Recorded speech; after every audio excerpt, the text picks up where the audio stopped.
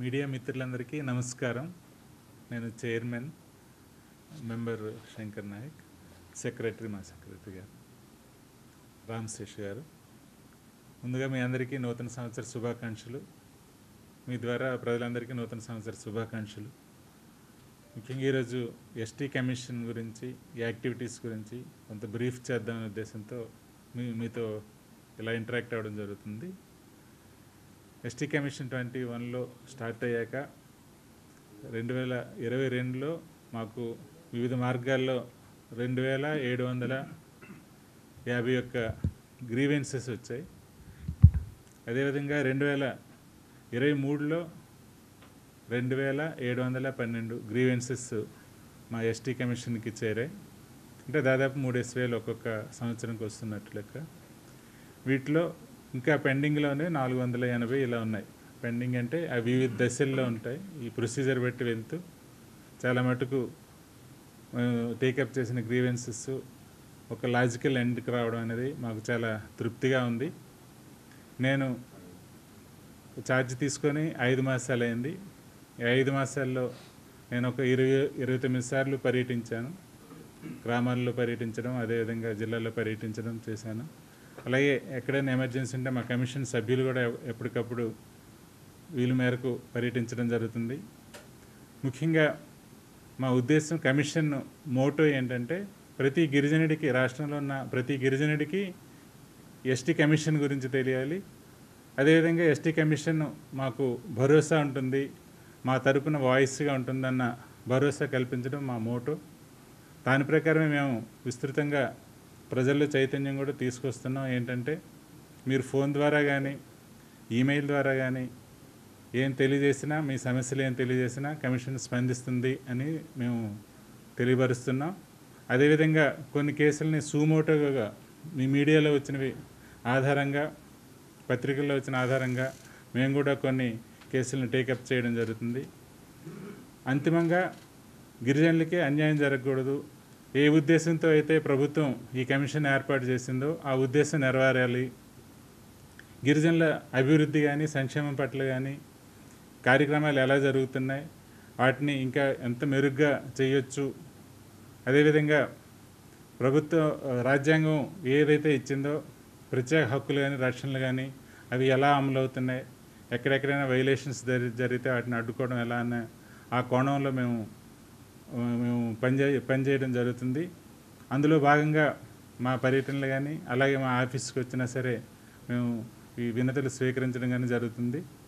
వీటిలో మేము పర్యటనలో ముఖ్యంగా గమనిస్తున్నవి ఏంటంటే, కొన్ని క్షేత్రస్థాయిలో మైదాన ప్రాంతాల్లో కొన్ని వైలేషన్స్ కేసులు ఎక్కువ వస్తున్నాయి. అంటే SC/ST అట్రాసిటీ యాక్ట్స్ అమలు అవ్వాల్సిన పరిస్థితులను కేసులు. అదేవిధంగా ట్రైబల్ ఏజెన్సీ ఏరియాలో భూమి సమస్యలు, ఇలాంటివి పెద్ద సమస్యలు వస్తున్నాయి. అదేవిధంగా వ్యక్తిగతంగా ఉపాధి సంబంధించినవి, విద్య, వైద్యం సంబంధించినవి కూడా మా దృష్టికి వస్తున్నాయి. ఇప్పుడు ఒకప్పుడుతో పోలిస్తే ప్రభుత్వం తీసుకుంటున్న చర్యల వల్ల మెరుగైన వైద్య సౌకర్యాలు కానీ, విద్యా అవకాశాలు కానీ ఉన్నాయి. అయితే ఇంకా గ్యాప్స్ ఉన్నాయి. అలాగే కొన్ని చోట్ల సరైన సమన్వయం లేకపోవడం వల్ల, కొన్ని ప్రభుత్వ అంగాల్లో సమన్వయం లేకపోవడం వల్ల ఆగిన సమస్యలు కూడా మేము వాటిని పై అధికారుల దృష్టి తీసుకొచ్చి వాటిని పరిష్కరించడం జరిగింది. ఈ రకంగా జరుగుతున్న ఈ కార్యక్రమాల్లో మేము మీడియా సహకారం కూడా కోరుతున్నాం. మీ దృష్టికి వచ్చినవి కూడా మీరు తెలియపరచండి అని మేము ఎప్పుడు కోరుతూనే ఉన్నాం. ముందు కమిషన్ ఈ స్థాయిలో పనిచేయడానికి, మరింత మెరుగైన పరిస్థితులు ఏర్పడడానికి మా వంతు కృషి మేము ఇప్పుడు చేస్తామని మీకు ఈ సందర్భంగా తెలియజేస్తున్నాం. ఈ కొత్త సంవత్సరంలో మరింత చేరువవ్వాలి, ప్రతి విలేజెస్కి చేరువవ్వాలి. ఆ సమస్యలు నేరుగా మా దృష్టికి తీసుకొచ్చే వ్యవస్థను చూసుకోవాలి. అదేవిధంగా గిరిజన సంఘాల సహాయకారాలు, వివిధ మీడియా, వివిధ మార్గాల ద్వారా మేము చేరువవ్వాలనుకుంటున్నాం. అలాగే ఈ సమస్యల పరిష్కారం గురించి కమిషన్ ఎప్పటికప్పుడు ఏ స్థాయిలో ఉంది సమస్య అనేది ఆ బాధితుడికి కూడా తెలియజేసే కమ్యూనికేషన్ మేము చేద్దాం అనుకుంటున్నాం. ఛానల్ యాప్ ఒకటి ఉంది, యాప్ ఒకటి పెడుతున్నాం, ఎస్టీ కమిషన్ యాప్ అని. దాని ద్వారా కూడా ప్రజలు అర్జీలు స్వీకరిస్తాం. సాధించినవి అదే చెప్తున్నాను కదండి. నేను వచ్చాక ఒక 30 సార్లు పర్యటనలు జరిగాయి.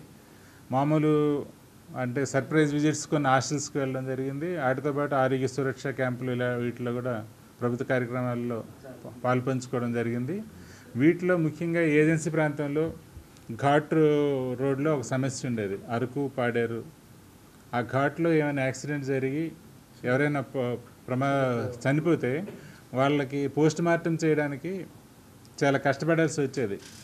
ఈ బౌండరీస్ ప్రాబ్లంతో మాది విజయనగరం జిల్లా, మాది శ్రీకాకుళం జిల్లా, ఈ రకంగా అది ప్రాక్టికల్ ప్రాబ్లం. వాళ్ళు చాలా ఇబ్బంది పడుతుంటారు. మా దృష్టి తీసుకొచ్చారు. మేము డిఐజీ గారితో మాట్లాడాక కింద స్థాయికి దాన్ని స్పష్టమైన ఆదేశాలు ఇచ్చారు. ఎక్కడక్కడే చేయాలి పోస్ట్ మార్టమ్స్, ఎక్కడ కాదనని వీల్లేదు అని. అలాగా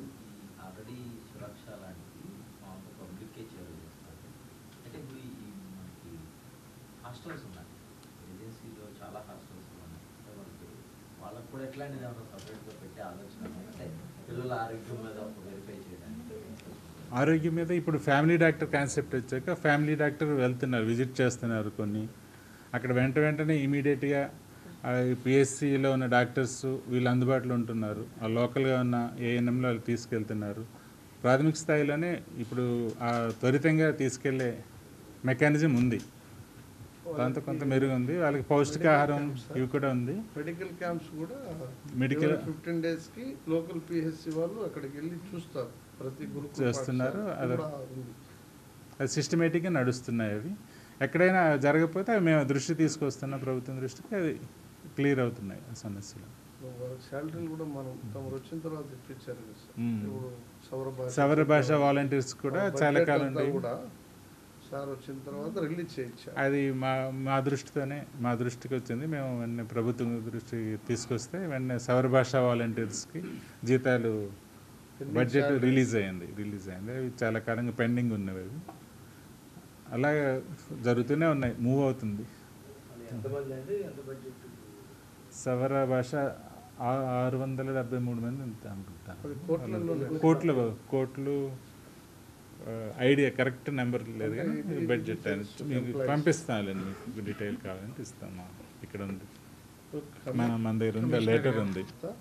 ట్రైబల్కి సంబంధించిన చాలా విషయాలు కూడా ఇవాళ మా గౌరవ చైర్మన్ గారి ద్వారా, కమిషన్ ద్వారా అన్ని పరిష్కారం అవుతూ ఉన్నాయి. ఇవాళ చాలా ఉన్నాయి. ఇప్పుడు సార్ ఏమంటే కొంత బ్రీఫ్ చేయడం జరిగింది. ఇంకా ఒక 3-4 మంత్స్ తర్వాత మీకు రిజల్ట్తో పాటు మీకు అంతా కూడా రిపోర్ట్ కూడా ఇస్తాం సార్.